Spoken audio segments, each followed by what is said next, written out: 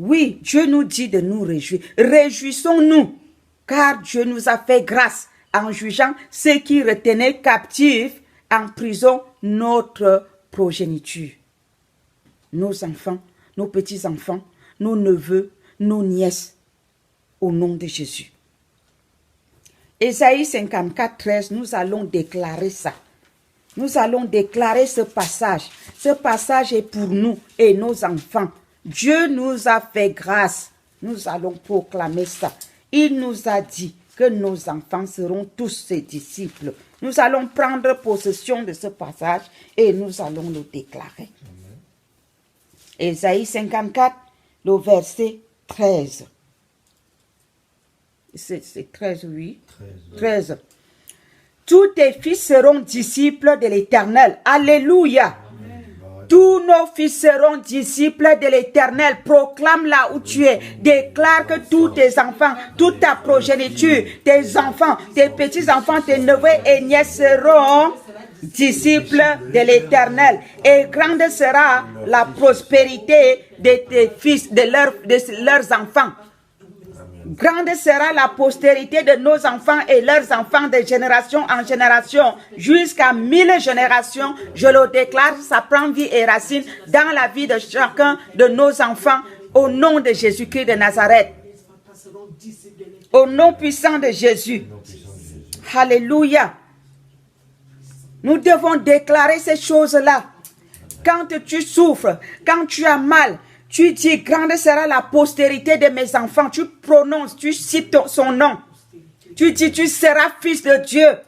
Dieu m'a promis. Tu rentres dans cette alliance. Tu ne perdras pas ta bénédiction.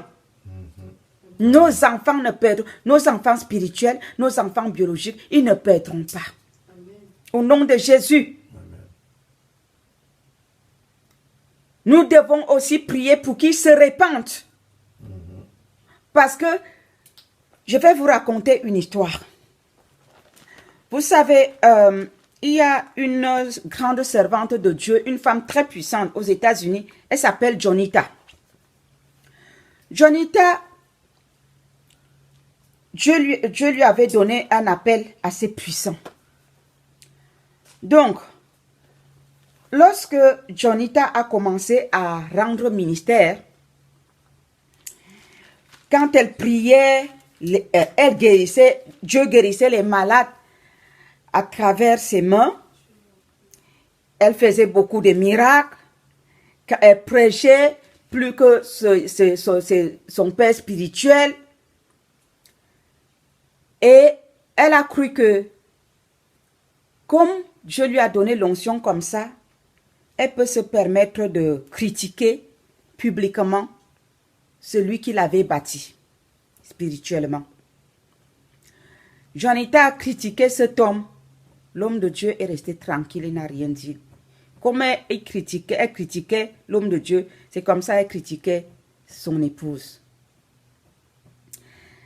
Elle a vomi tout le venin qu'elle pouvait avoir dans son ventre contre ce couple. Un beau jour, Dieu s'est levé contre elle. Jonita a rongé la terre. Pour finir, je loue Dieu pour son obéissance. Parce que Dieu ne veut pas la mort de nos enfants, mais il veut leur repentance. Jonita a eu le courage, l'humilité, la sagesse d'écouter le Saint-Esprit. Elle-même a organisé une grande conférence. Vous connaissez les méga churches des États-Unis. Même si vous n'êtes jamais parti, vous les voyez à la télé, sur Internet. Il y avait des milliers de personnes. Elle a fait enregistrer. À l'époque, c'était les cassettes, ce n'était pas les clés USB comme maintenant. Jonita a demandé, elle a d'abord avoué ce qu'elle avait fait. Et puisqu'elle le faisait publiquement, elle pleurait à genoux. Elle avait posé sa tête sur les genoux de son pasteur. Elle a posé la main ici, l'autre main sur son épouse. Elle pleurait là à genoux. Elle a confessé. Elle a demandé pardon. Elle a pleuré publiquement. Et elle a fait faire les cassettes vidéo. C'est comme ça que je connais l'affaire, parce que il y a une servante de Dieu qui était partie là-bas aux États-Unis à une convention, une amie, et qui est rentrée avec cette cassette-là, l'a distribuée dans toutes les églises. Enfin, la majorité, pas toutes, mais la majorité. C'est comme ça que la sœur, la femme de Dieu est rentrée avec ça, on lui a offert ça. Elle m'a fait voir cette cassette, mais une femme de feu. Elle s'est humiliée comme ça. Son père spirituel et sa mère ont prié sur elle pour la relever. Dieu lui a pardonné. Quand Jonita s'est relevé, vous qui tapez sur Internet, là, vous cherchez les hommes de Dieu. Tapez un peu Jonita. Vous allez voir le feu de ça. Dieu l'a relevé. Parce que Dieu ne veut pas la mort de celui qui pêche. Elle est devenue plus puissante qu'auparavant. Plus onctionnée qu'auparavant. Mais elle a d'abord posé un acte. Aujourd'hui, nos enfants restent sur les grands chevaux. Non seulement là, celui qui te fait souffrir, parce que toi tu l'aimes, mais il reste sur ces grands chevaux. Ce n'est pas étant perché là-bas que la bénédiction viendra le trouver. Mais nous allons prier pour que leur cœur se tourne vers Dieu. Parce que c'est Dieu qui convainc les cœurs de péché. C'est le Saint-Esprit qui convainc les cœurs de péché. La libertinage là qu'ils veulent, ça a un prix. Et ce prix est amer. Et comme le prix est amer, ça fait souffrir et l'enfant et les parents. Et on en a assez de souffrir comme ça. Nous allons prier que Dieu fléchisse leurs genoux, de gré ou de force. Puisque le Seigneur nous a déjà, il a commencé déjà à nous exaucer. Il va le faire. C'est lui qui a organisé ce jeûne. Il va le faire. Il va le faire.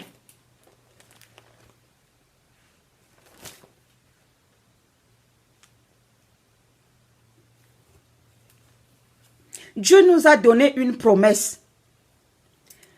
Actes chapitre 16, verset 31 dit, Paul et Silas répondirent, crois au Seigneur Jésus et tu seras sauvé, toi et ta famille. Mais nos enfants sont les premiers fruits de notre famille. Pourquoi nous allons être sauvés et puis nos enfants vont dans la perdition? Nous refusons ça au nom de Jésus. Nous récupérons nos enfants. Nous les récupérons de gré ou de force. Par la puissante main de Dieu. Nous les retirons. Amen. Au nom de Jésus-Christ. Nos enfants vont entrer dans l'alliance de Christ avec nous, dans la bénédiction. Toutes les promesses que Dieu nous a données par rapport à nos enfants vont s'accomplir au nom de Jésus. Nous prions que le Saint-Esprit convainc les cœurs de nos enfants, les amène à la repentance au nom de Jésus-Christ de Nazareth. Amen. Oh Seigneur, tous nos enfants seront disciples.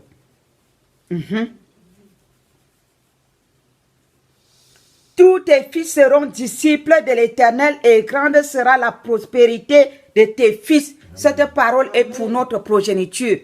Nous proclamons qu'elle s'accomplisse maintenant dans leur vie pour toujours et à jamais. Que cette parole prenne vie et racine sur notre progéniture. Au nom puissant de Jésus, notre progéniture spirituelle, notre progéniture biologique. Seigneur, que cette parole prenne vie et racine, qu'elle s'accomplisse au nom puissant de Jésus et qu'elle se manifeste, Père, les jours qui suivent.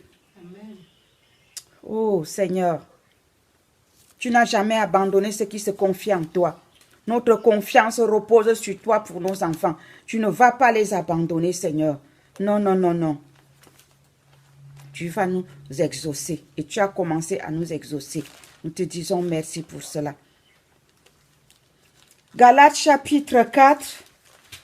Et puis le verset 26.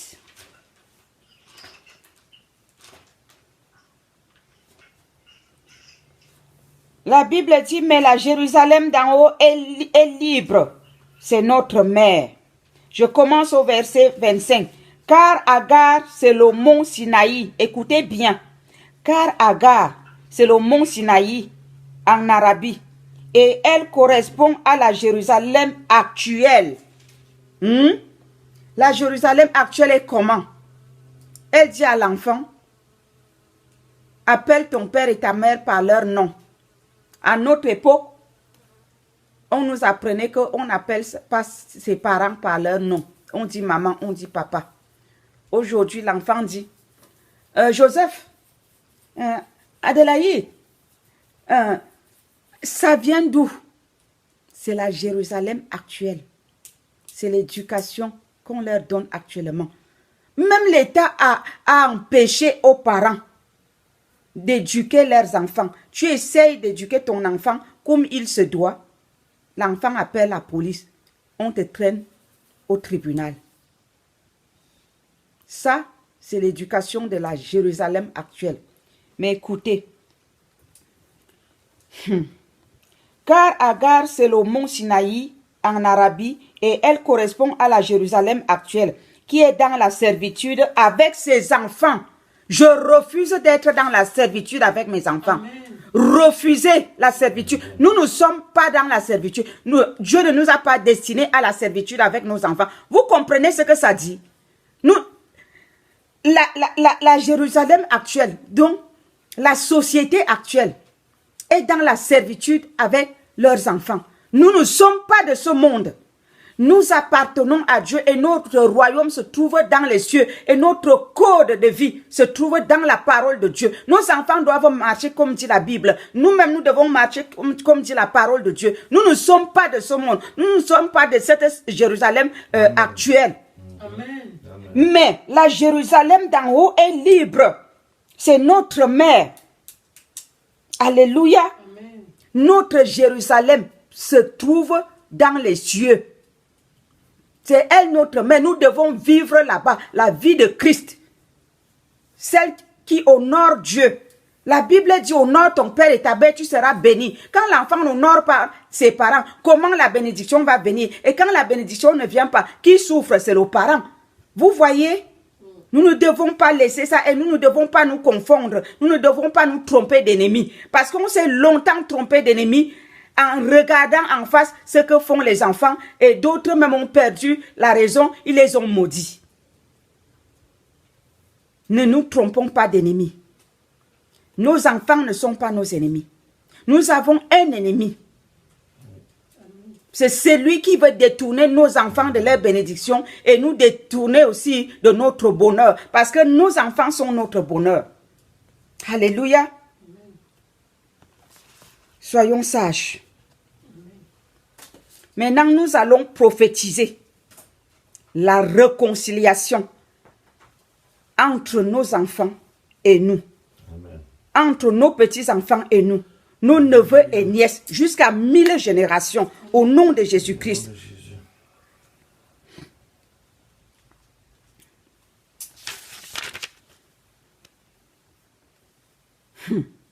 Ça ne va pas se faire. Nos enfants là, leur cœur va d'abord se tourner vers Dieu. Nous allons prendre le livre de Luc au chapitre 1, verset 16. Parce que nous allons demander à Dieu que le cœur de nos enfants se tourne d'abord vers lui. Parce que si Dieu récupère nos enfants, c'est lui qui saura tourner leur cœur vers nous. Parce que s'ils n'ont pas la crainte de Dieu, je ne vois pas comment est-ce que ils vont nous respecter. Je ne vois pas comment est-ce qu'ils vont avoir de l'amour envers nous. Tout ça, c'est le manque d'amour. Satan est venu voler les sentiments d'amour dans le cœur de nos enfants. Les enfants n'arrivent plus à aimer leurs parents. Parce que quand tu aimes ta personne, tu ne peux pas l'exposer. Quand tu aimes ta personne, tu vas lui obéir. Si nous aimons Dieu, nous devons obéir à Dieu. Ceux qui aiment Dieu, ils lui obéissent. Par obéissance, nous faisons des choses. Ce n'est pas par lâcheté. Amen. Luc chapitre 1, le verset 16. Je lis au nom de Jésus. il ramènera plusieurs des fils d'Israël au Seigneur leur Dieu. Amen. Donc nous allons demander que le Saint-Esprit ramène le cœur de nos enfants vers l'Éternel Dieu Tout-Puissant. Amen. Prions. Éternel notre Dieu, notre roi, papa, nous prions, Père, avec insistance, que tu ramènes le cœur de nos enfants vers toi, éternel Dieu des armées, par ton Saint-Esprit, que le Saint-Esprit tourne le cœur de nos enfants vers l'éternel Dieu Tout-Puissant, que la crainte de Dieu s'empare d'eux. Éternel notre Dieu, envoie ton Saint-Esprit, tourne le cœur des enfants vers toi, au nom puissant de Jésus-Christ de Nazareth, que le cœur de nos enfants se tourne vers l'éternel Dieu, que la crainte de l'éternel envahisse le cœur de nos enfants. Saisis le cœur de nos enfants, oh, par ton Saint-Esprit. Tourne le cœur de nos enfants vers toi, éternel Dieu des armées. Que le cœur de nos enfants, Père éternel, se tourne vers toi.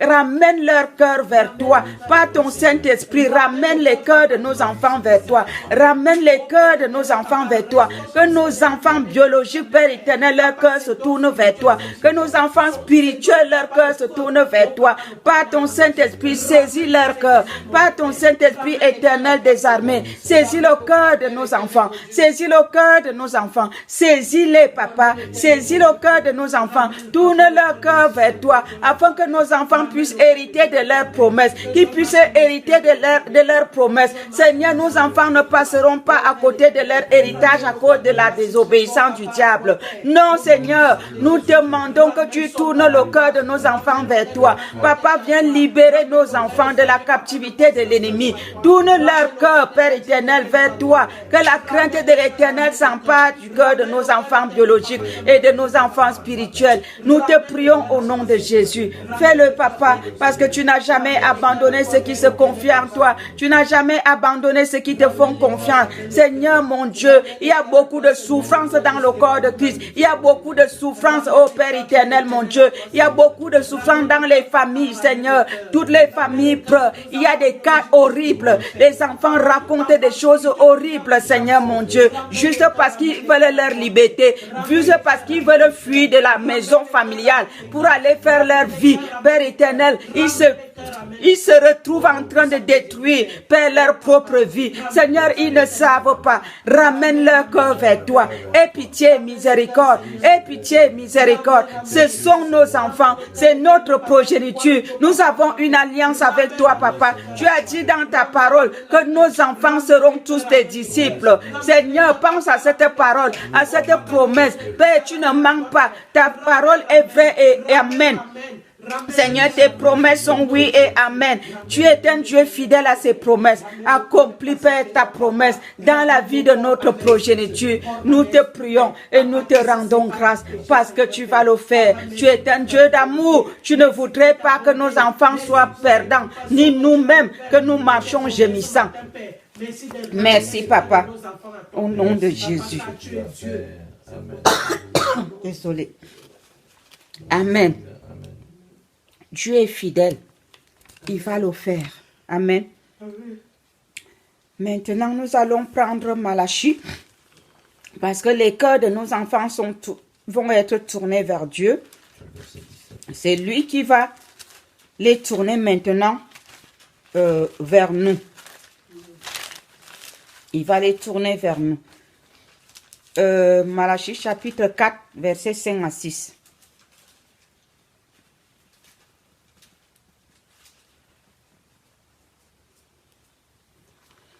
La Bible dit, afin qu'il racheta ce qui était sous la loi, afin que nous reçussions l'adoption. Amen. Christ a racheté nos enfants et il les a adoptés. Alléluia. Nos enfants ont été rachetés de la loi, de la condamnation. Amen. Satan est un accusateur. C'est lui qui les pousse à pécher et c'est lui qui va encore les accuser pour dire que vous voyez, ils n'ont pas honoré les parents comme il se doit. Ils ne doivent pas hériter de la bénédiction. Ils sont sous la malédiction. Il faut qu'on les opprime. La Bible dit, afin qu'il racheta ceux qui étaient sous la loi, afin que nous reçussions l'adoption. Nos enfants ont été adoptés par Jésus. Ils ont reçu l'adoption. Ils ne sont plus condamnés. Et parce que vous êtes fils, Dieu a envoyé dans nos cœurs l'esprit de son Fils, lequel crie Abba Père. Nos enfants sont fils. Et l'esprit de Dieu crie Abba Père en leur faveur. Amen. Alléluia. L'ennemi ne peut rien.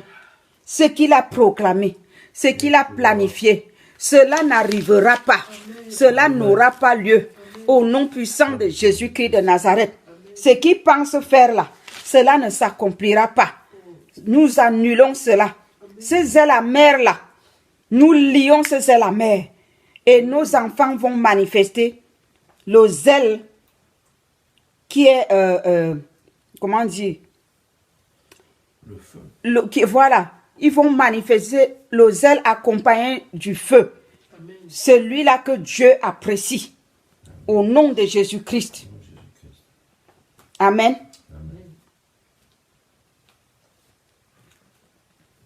Le Seigneur va ramener. Il va ramener les cœurs de nos enfants. Il va les ramener. Le zèle qu'ils ont pour vous n'est pas pur, mais ils veulent vous détacher de nous, afin que vous soyez zélés pour eux. Galates chapitre 4, le verset 17. Le verset 18 dit, « Il est beau d'avoir du zèle pour ce qui est bien, et en tout temps, et non pas seulement quand je suis présent parmi vous. » Ça veut dire quoi? Ça veut dire que l'ennemi donne un faux zèle à nos enfants spirituels, à nos enfants biologiques, de dire des choses qui ne glorifient pas Dieu, juste pour que Satan soit glorifié. Vous comprenez? Il les pousse à un faux zèle. Un zèle qui les détruit et non pas un zèle qui les bâtit. Nous annulons ça au nom de Jésus. Amen. Nous déclarons que nos enfants seront disciples de Christ. Nous déclarons que nos enfants vont hériter de la bénédiction qui nous est destinée avec notre progéniture jusqu'à 1000 générations au nom de Jésus-Christ.